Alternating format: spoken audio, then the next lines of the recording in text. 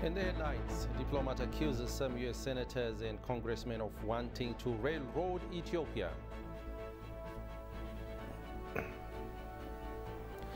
U.S. pledges more support for the rebuilding efforts in humanitarian crisis in Afar state.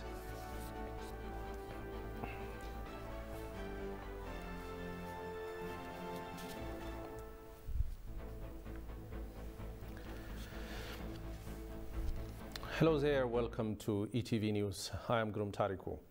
The so-called Ethiopian Peace and Democracy Promotion Act of 2021, otherwise known as S3199, is nothing but a resolution that would dictate policy to Ethiopia, violating its sovereignty. Drafted by some members of the 100-seat U.S. Senate, the S3199 is meant to head Ethiopia over allegations of human rights abuses, rule of law, charges of genocide and ethnic cleansing in an effort to force the government to submit. The resolution sidesteps several key elements in evaluating the conflict in Ethiopia and the human rights crisis, thus failing to bring about stability, peace and democracy. Staff reporter Arola Tglamariam takes up a closer look at the bill and its implications.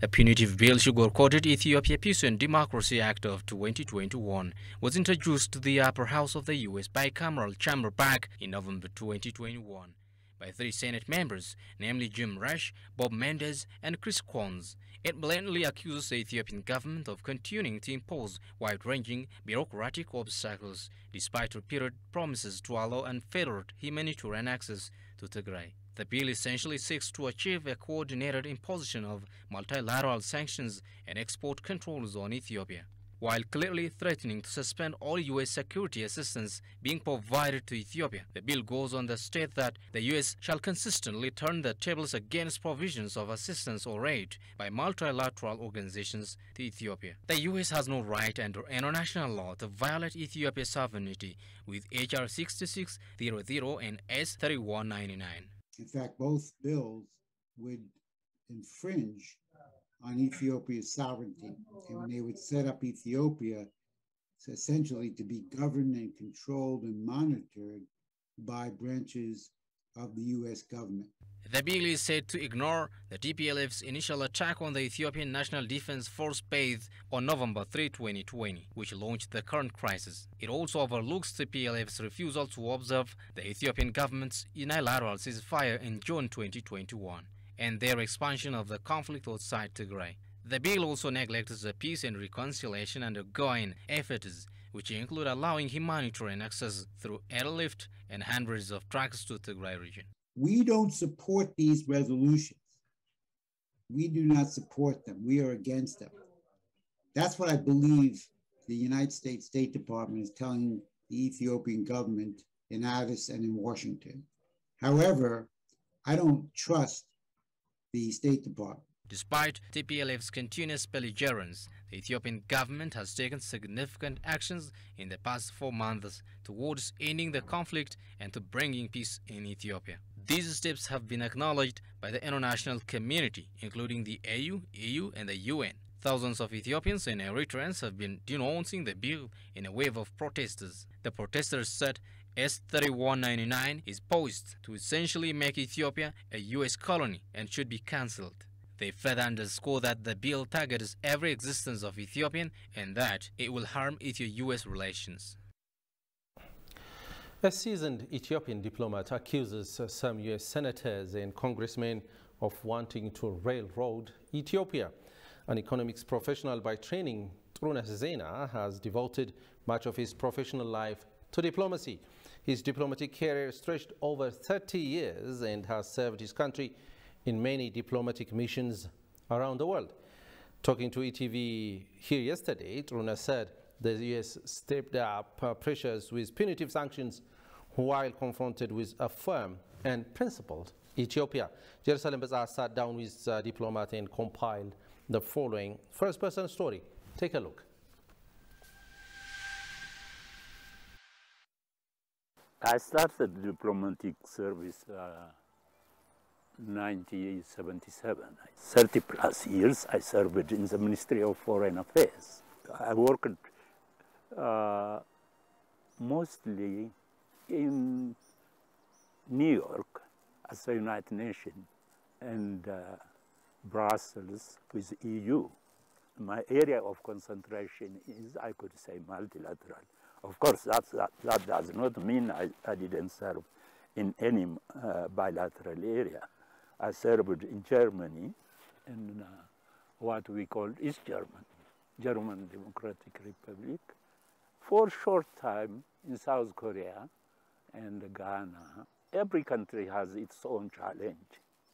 But the challenges in Ethiopia are frequent and sometimes not easy ones.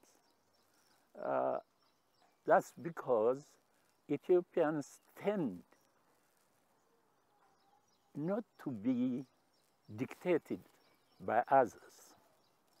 You know, when you intend to run your independent foreign policy as a developing country, as a poor country, such as Ethiopia, you face pressures here and there because you are vulnerable, isn't it?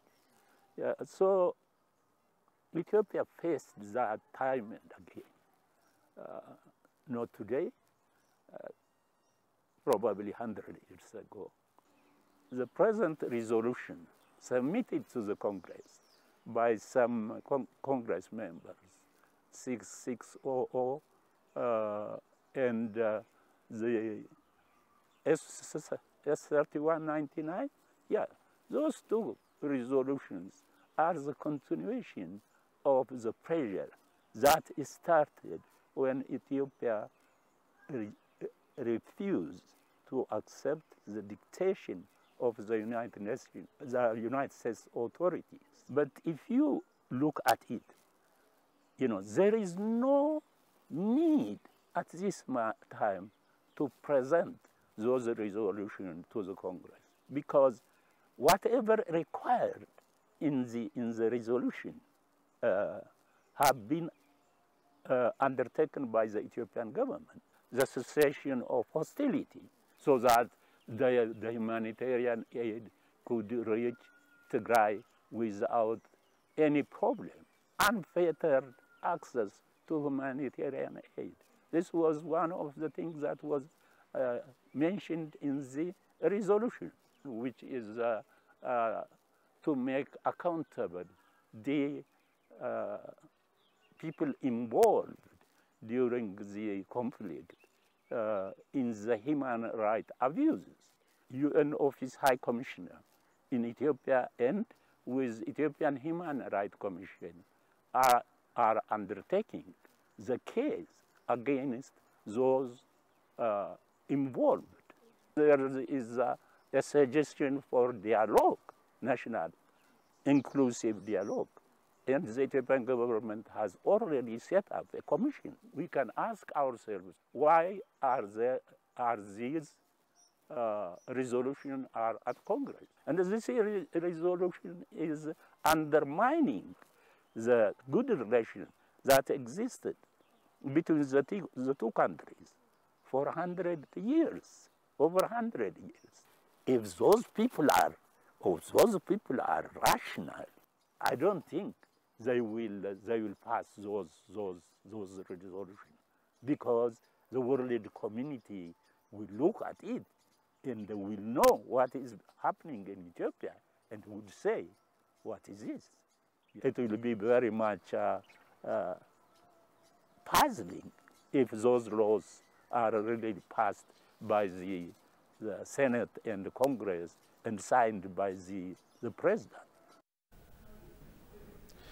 U.S. Ambassador to Ethiopia Tracy Jacobson pledged more support for rehabilitation efforts and elevate humanitarian crisis affecting Afar region in Ethiopia. Ambassador Jacobson traveled to Ethiopia's Afar state to have first-hand information to recovery and humanitarian assistance efforts being conducted by USAID. She met the state's President Awal Abra while in Samara and launched the USAID's surging emergency support for children and schools affected by conflicts across Afar. Ambassador Jacobson pledged continued support from the U.S. towards the region's recovery, including direct humanitarian aid for those displaced by the conflict. So far in 2022, the U.S. has committed roughly $90 million in Afar, including about $50 million in the development of the region and another $40 million in urgently needed humanitarian aid. The USAID is also providing psychosocial support to the students at these schools to help them cope with distressing effects of the conflict and displacement.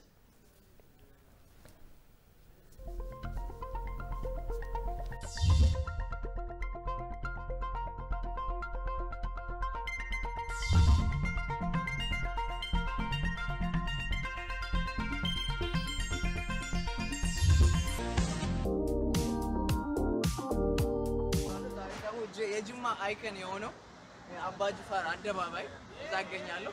እቺኛዋ የምታዩት የመጀመሪያው ቆንጆዋ በሬዱ ጅማ የሆነች አንድ ጀርመናዊ ወዷት አግብቷት ጀርመን የወሰዳት ነች።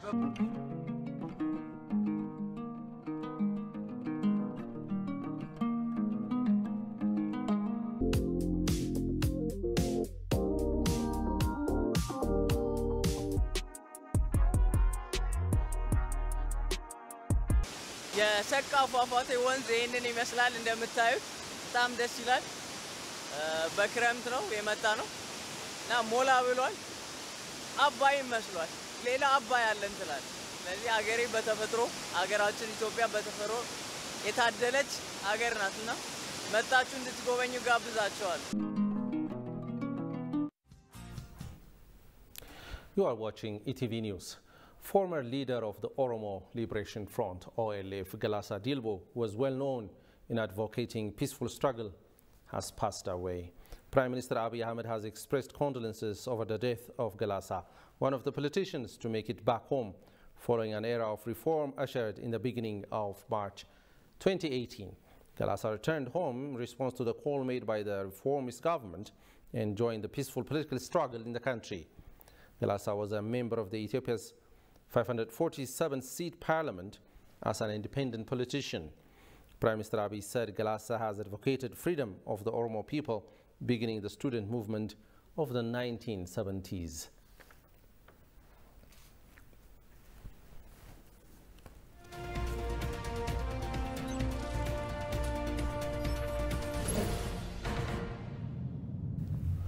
The Intergovernmental Authority on Development, IGAD, announced that the Regional Blue Economy Strategy will serve as a framework to guide the development of the National Blue Economy Strategy of member states. Talking to Ethiopian News Agency, IGAD Secretariat Environment Protection and Agriculture Program Manager and Blue Economy Coordinator Ishete Dejane said, the Water Tower of Africa, the region embraces the leading blue economy potential in the continent. Shagai Mato has the details.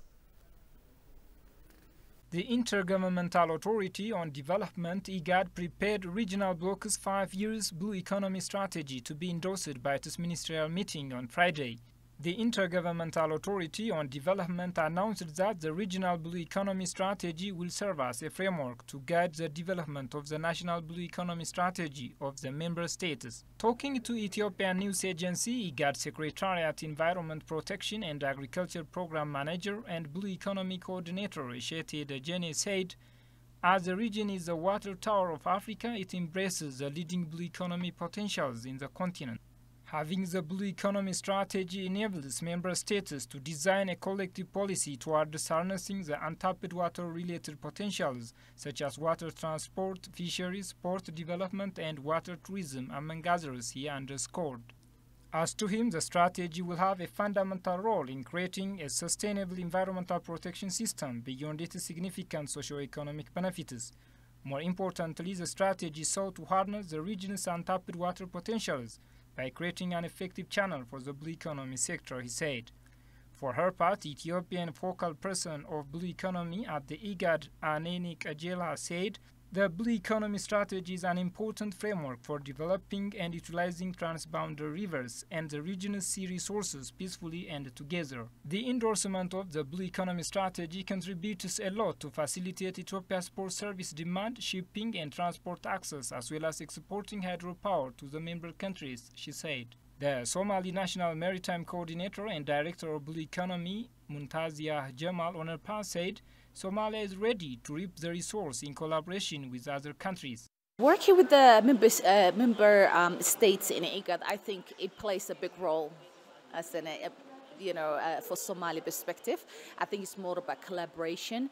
And when we look at the geopolitics, standards, economical, and so many aspects, I think it will open Somalia an eye-opening to learn fast experience member IGAD states who already advanced the blue economy, so-called the blue growth. And we have so much to catch up and so much to learn, but we're taking our steps ahead. IGAD Executive Secretary Representative Dahar Ilmi on his part said strengthening the regional strategic cooperation will speed up economic integration in the region.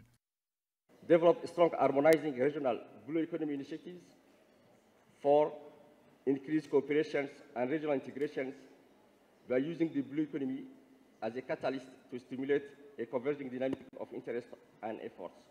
Ethiopia expects the effective implementation of the strategy towards expediting its economic development and creating numerous job opportunities in the blue economy sector. It is to be recalled that the African Union has identified blue economy development as a priority goal towards achieving the aspiration of a prosperous Africa based on inclusive growth and sustainable development within the context of the African Union Agenda 2063.